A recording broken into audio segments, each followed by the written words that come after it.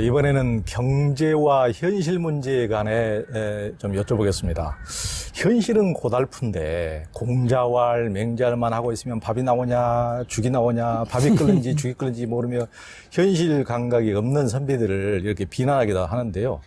그런데 제가 이제 저희 어머니한테 지금 94세 되신 어머니한테 많이 들었는데 저희 할아버지, 외할아버지가 이제 서당 훈장이셨는데 일제시대 때 저희 할아버지가 정말 집안 살림은 어떻게 되는지 아무 이런 건 관심 없고 오직 책만 읽으시고 글 쓰시고 이제 그러셨다고 이제 그러시는데 그러다 보니까 저희 어머니는 10대 때부터 이제 자기가 외할머니 일찍 돌아가시고 자기 밥 다 하고 또 딸이라고 공부도 안 가르치고 그래서 거의 이제 그렇게 부엌에서 밥하고 다 했는데 우리 아버지는 진짜 쌀이 떨어지는지 있는지도 전혀 그 관심도 없고 모르셨다 이제 그런 얘기도 하는데 그랬죠. 그 이제 그런 게 우리가 이제 옛날 선비들 육아의 선비들의 모습이라고 많이 생각하는데 그런데 공자님께서는 정작 먹고 사는 문제를 그 무엇보다 중시했다고 보고 그러시죠? 그렇죠. 먹고 사는 문제가 해결되어야 그 다음에 뭐 인인의 의인의 뭐 이런 것들을 이제 해도 통한다는 거예요. 공자 제자인 자장이 한번 이제 이 돈 버는 방법을 물어본 적이 있습니다. 그러니까 공자께서는 학문을 하면 그 속에 녹이 있다. 이렇게 이제 얘기를 하기도 해요. 근데 공자나 맹자나 이 육아의 대표적인 성인 두 분은 부자다, 가난하다 이 문제가 중요한 게 아니고 모두 고르게 분배하는 거. 분배의 원칙을 굉장히 중요하게 여겼어요. 그리고 당신은 이제 농업 사회지 않습니까? 그러니까 토지를 구등분해서 그걸 이제 가지고 농사를 짓는 거예요. 그걸 정전제라고 그렇죠. 하죠. 그러니까 옆에 있는 8개 이 가옥이 각자의 농사를 짓고 또 모아서 가운데 우물정자의 한 가운데 있는 땅은 이제 공적인 이제 세금으로 내는 제도입니다. 그래서 많은 수입이 아니더라도 토지의 좋고 나쁨에 따라서 9등분을 해서 세금을 내게 하는 제도를 갖고 있어요. 누가 부자다, 누가 가난하다, 요즘처럼 부익부, 빈익빈의 이런 그 치우친 사회가 아니라 그 문제는 해결점이 공정한 분배에 있다. 이게 이제 균등 분배죠. 그렇죠. 이 원칙을 아주 중요하게 여겼습니다. 그러니까 돈 버는 것도 중요하지만 선비들은 가난하게 살아도 내가 지킬 도리를 지킨다는 의미에서 아까 말씀하신 대로 훈장을 하셨지만 그런 쪽에 이제 더 마음을 두셨던 분인 것 같아요.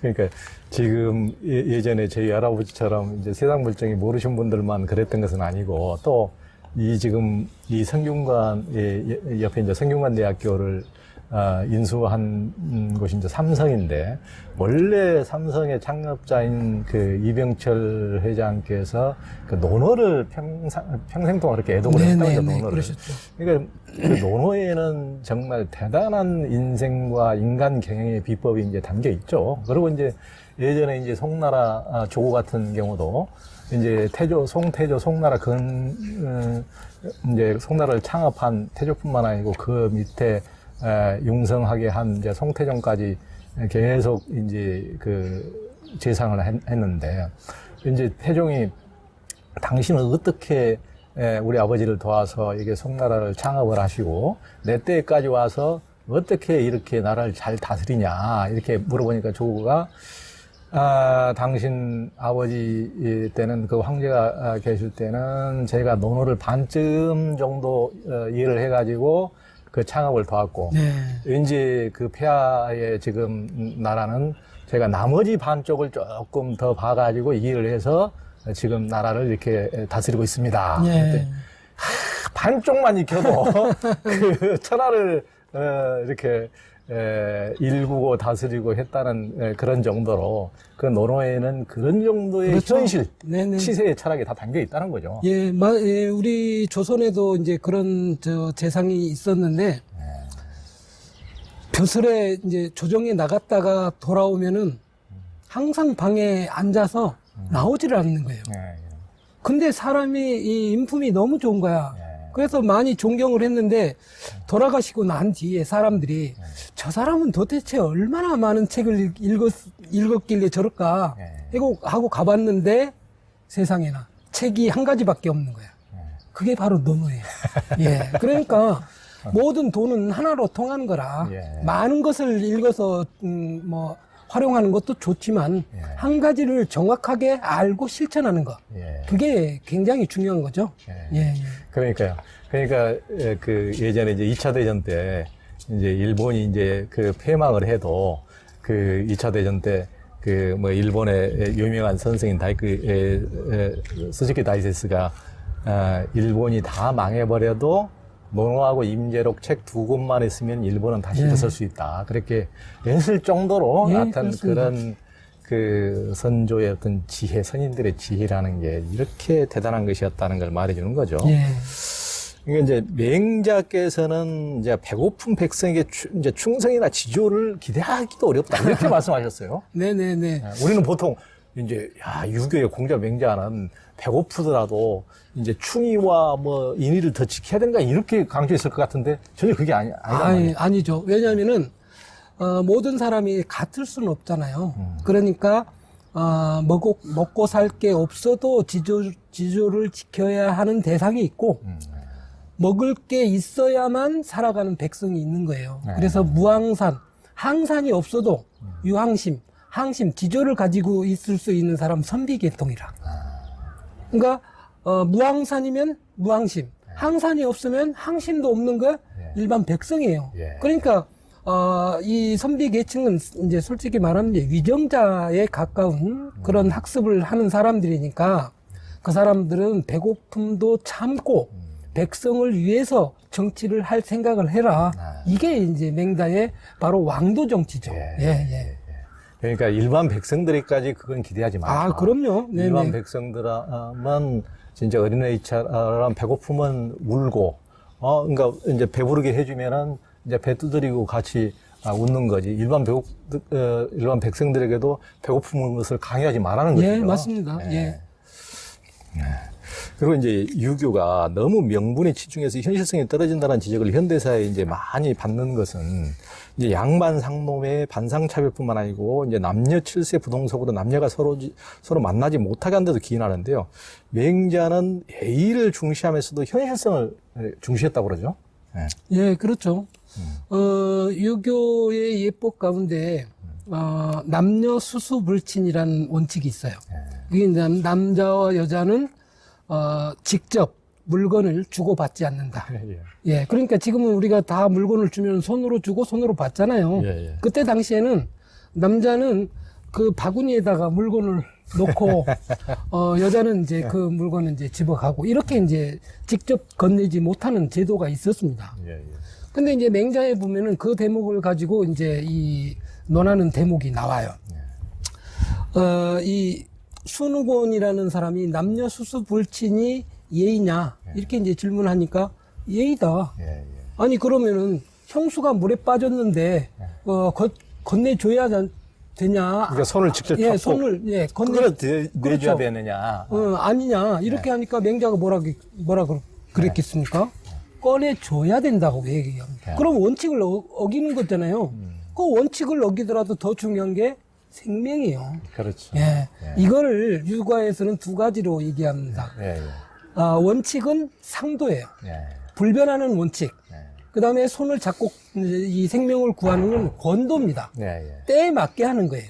그러니까 이 상도와 권도를 적절하게 잘 활용을 해야지 무조건 상도만 고집하고 지키면은 누가 생명을 살리고 누가 나라를 보존합니까? 예, 그래서 항상 유교가 명분을 중요시한다는 말은 하지만 명분만 추구하는 게 아니라는 것도 아셔야 합니다. 그러니까요. 예전에 저희도 이제 사극 같은 거 보면은 남녀 칠세 부동석 서로 이제 손을 직접 그 살을 남녀는 외간 남녀가 이렇게 돼서는 안 된다고 그래가지고 왕비나 어떤 공주가 아프면은 널리 또 태기가 있다고 그러면 네, 그렇죠.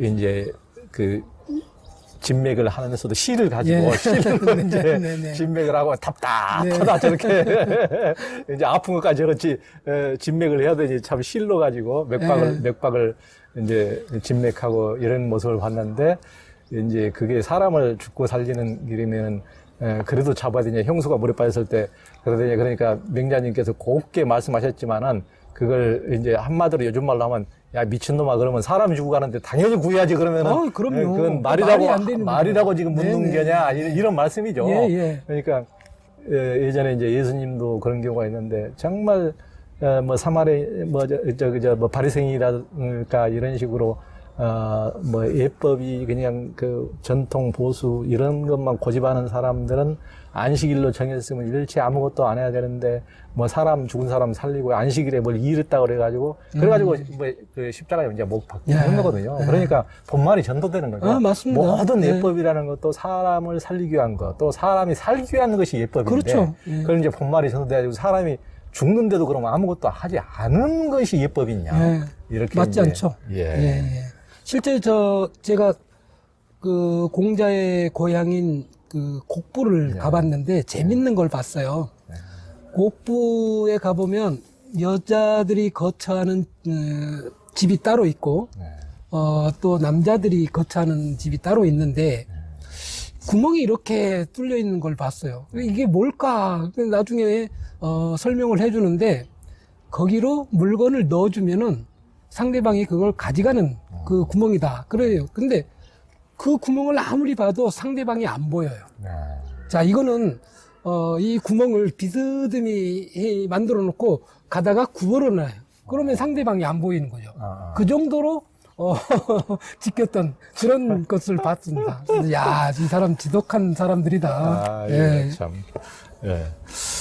그 법으로 통치를 주장하는 이제 한비자는 유가를 비롯한 제자백가가 너무 과거에만 이제 집착한다고 비판을 했죠. 그렇죠. 예, 한비자 같은 경우는 사실은 이 유가나 기타 모든 사상들에 대해서 지나치게 옛것에 빠져가지고 새로울 미래를 보지 못하는 점, 그 점을 강하게 비판을 합니다.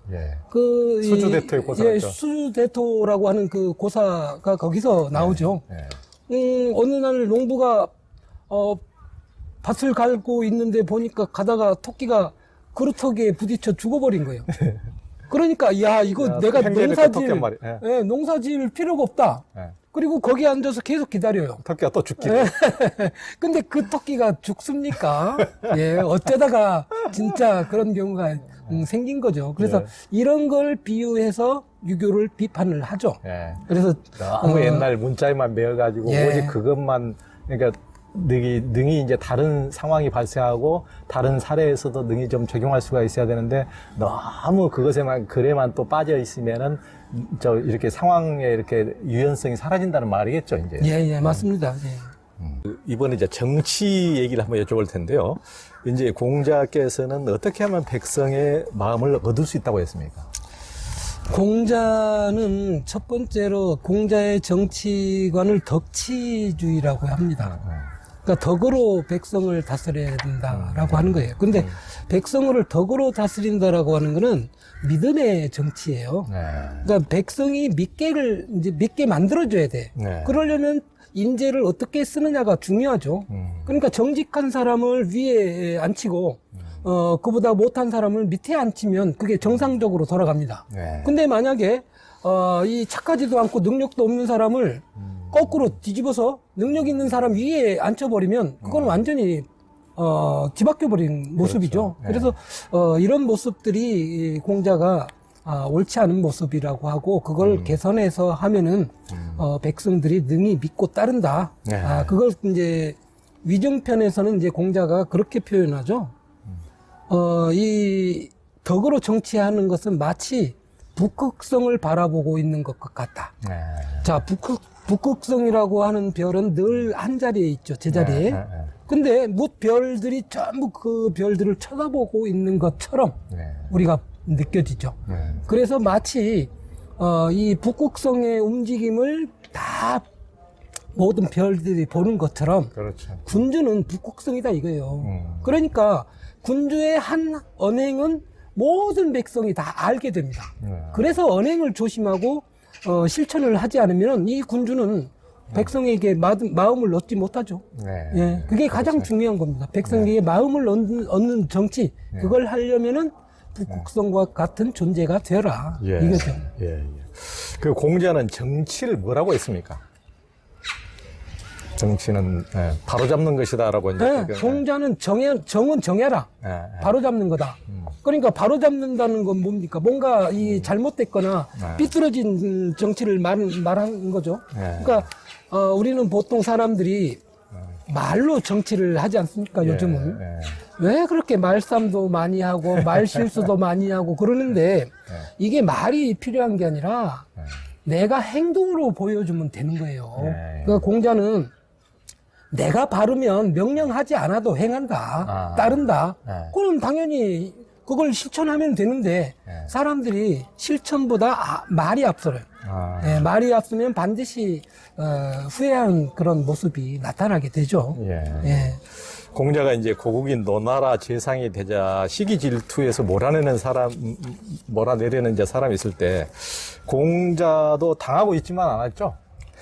네, 그 대표적인 인물이 소종묘라고 그렇죠. 하는 인물입니다. 이 소종묘는 당시 노나라에서는 상당히 인기가 있었어요.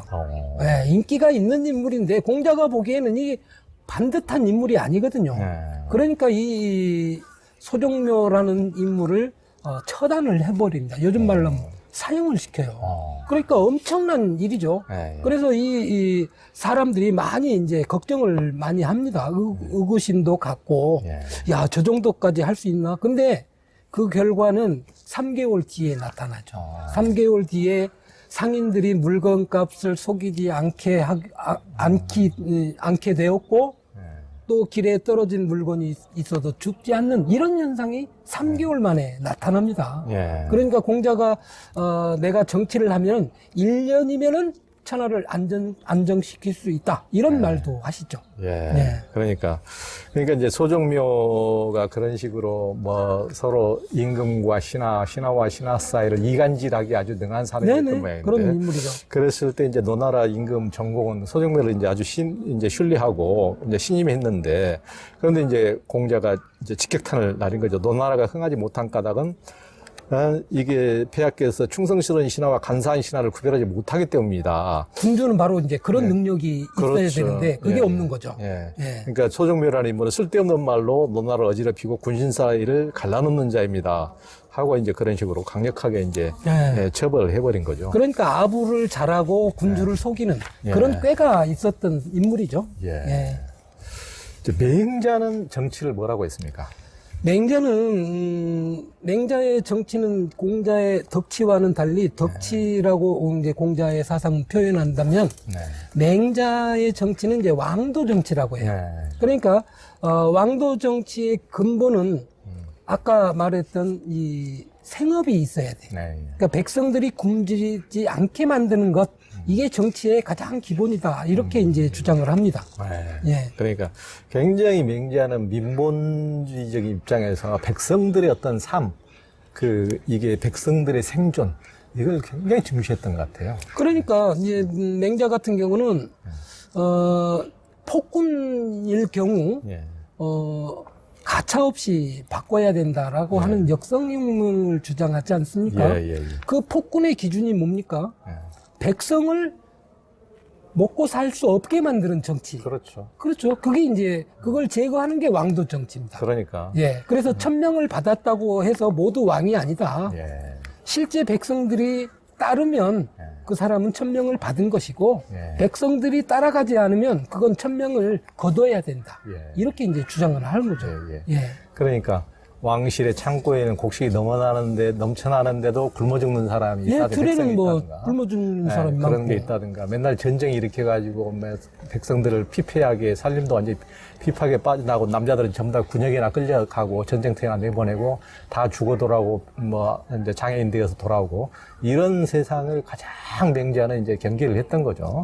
그러니까 이제 맹자가 그런 왕이 있다면 그냥 백성을 이런 식으로 완전히 피폐하게 하는 왕이 있다면은 그건 완전히 몰아내버려도 된다. 이렇게 하다 보니까 이제 뭐 주원장 같은 예, 맞습니다. 이제 그런 그거 빼버렸잖아요. 명태조는 네. 아예 그 맹자를 만들 때 이 부분 역성혁명 부분을 다 네. 삭제하라고 네, 이제 네, 네. 하고 맹자 위패를 아예 사당에서 없애버리도록 했다면서요. 그러니까 우리나라 같은 경우는 그대로 인쇄를 해서 반포를 시키거든요. 그러니까 우리나라가 중국보다는 선진국이에요. 그러니까 사실. 그때부터 이미. 예.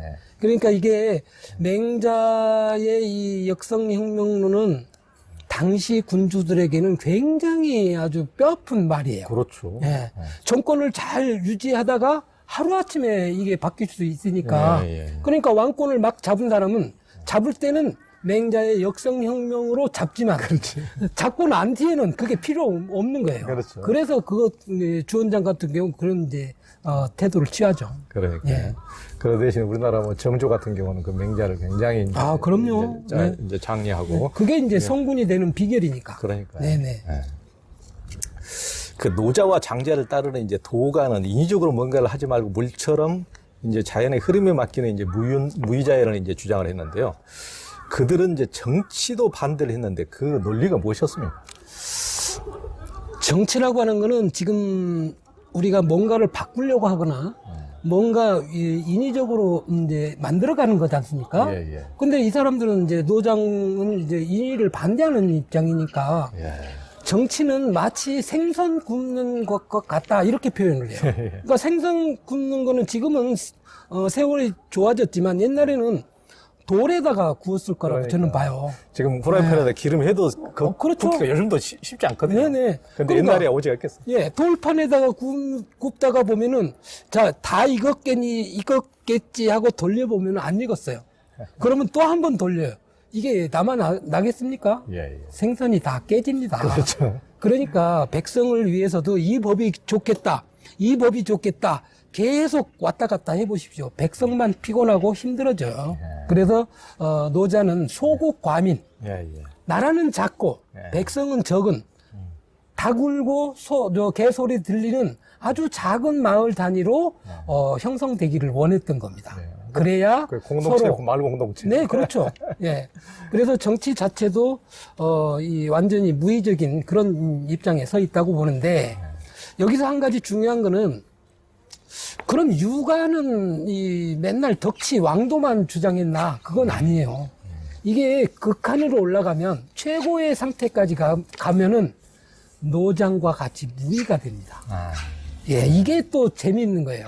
그러니까 요순을 가장 이상적인 성군으로 생각하는 유교에서는 요순의 정치는 무의이치 이렇게 얘기해요. 예, 그러니까 이게 극단으로 가면은 이제 자기가 다 해놓고 어느 정도 안정이 되면 임금은 가만히 앉아서 있고 시키지 않아도 돼.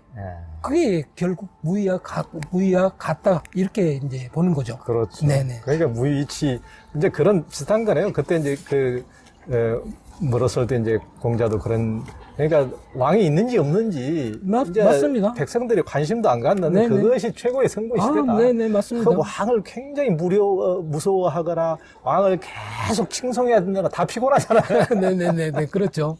네네. 네, 참. 그러니까 이 노장 같은 경우는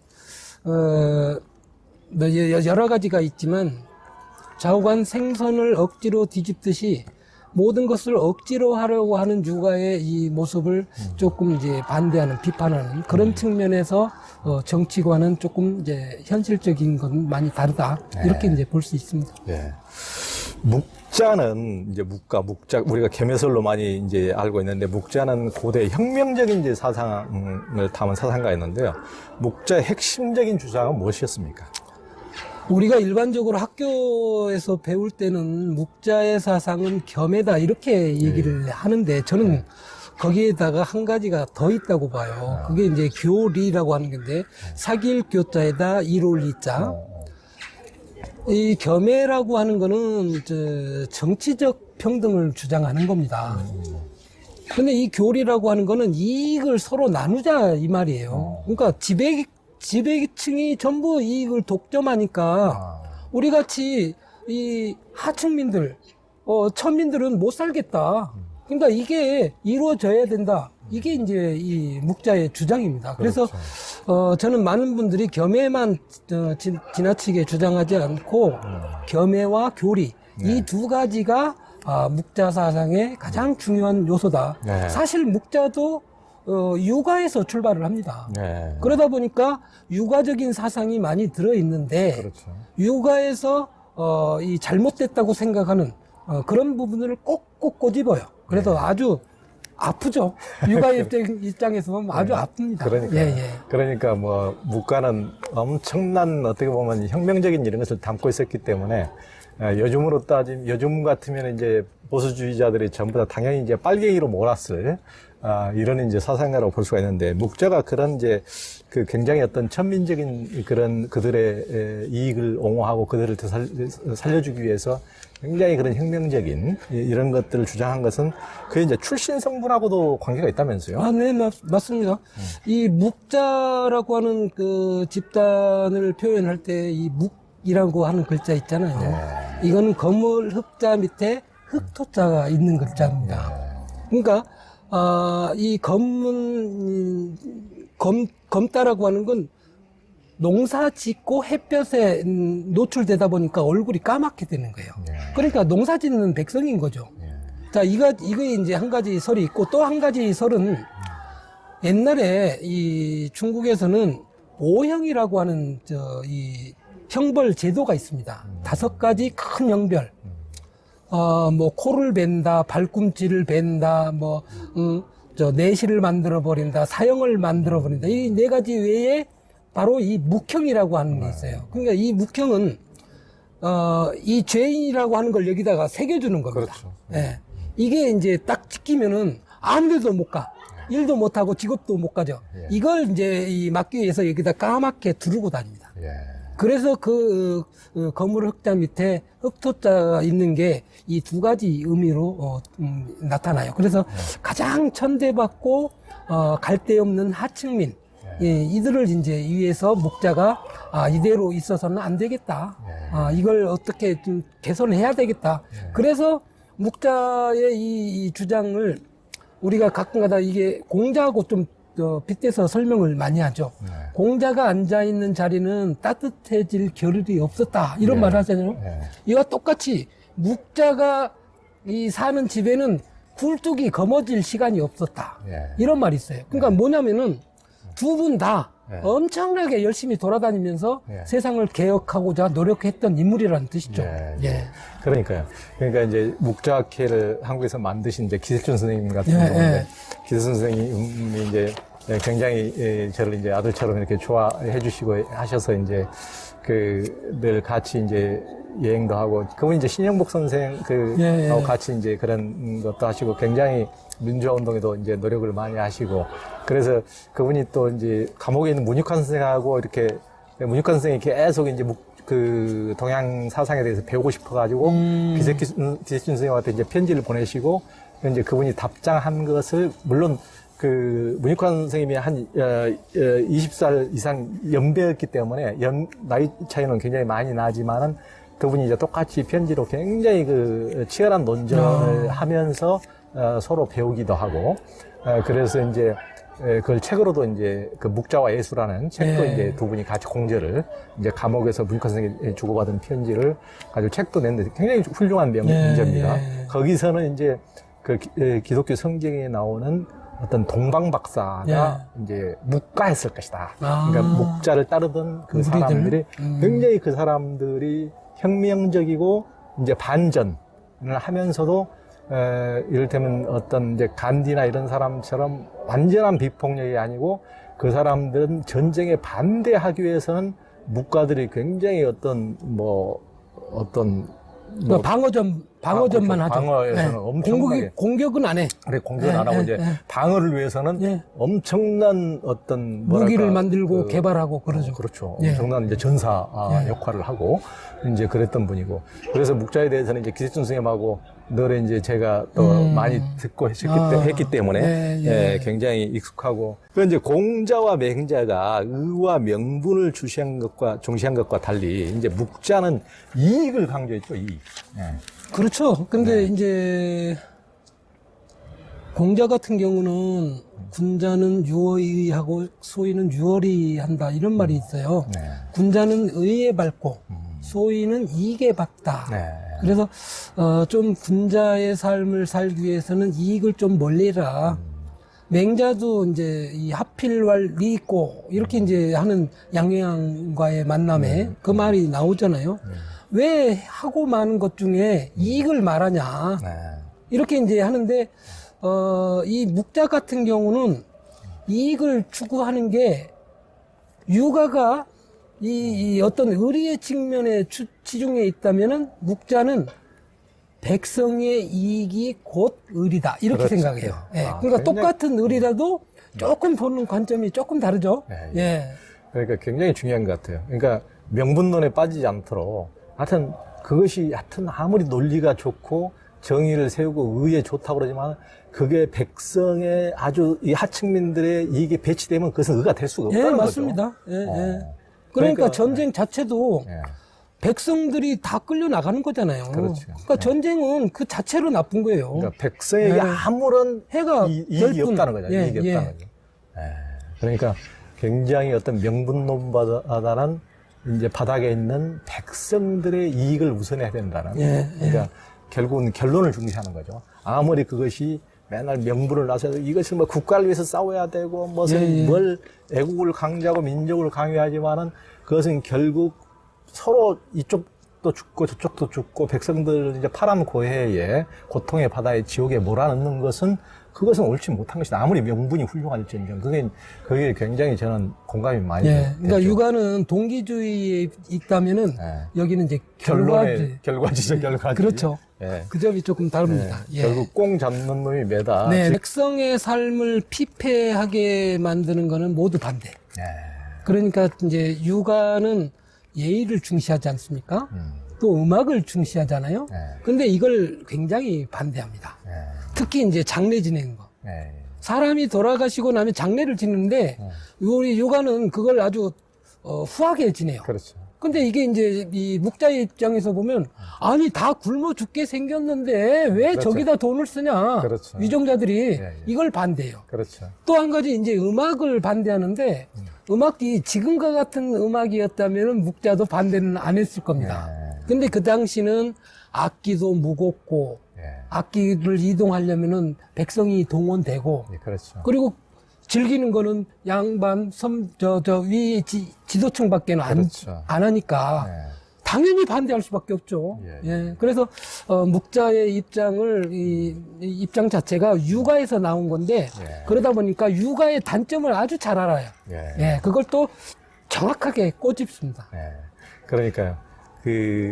요즘으로 보면, 어떻게 보면은 이제 2000년 뒤에 2000년 넘어섰던 막스가 가장 이제 묵과 사상을 이제 받았다고 어떻게 보면 볼 수가 있죠. 이제 철저히 이제 프롤레타리아 계급의 그 이익에 충실한 2000년 동안 세상의 모든 종교라든가 이런 것도 굉장히 옳은 것을 강조하면서도 결국 결론에 가면은 권력을 가진 자들의 이익만을 대변해 왔기 때문에 맞습니다. 어떻게 예. 보면은 그런 측면이 있는 거죠. 네, 네, 그렇죠. 예, 예.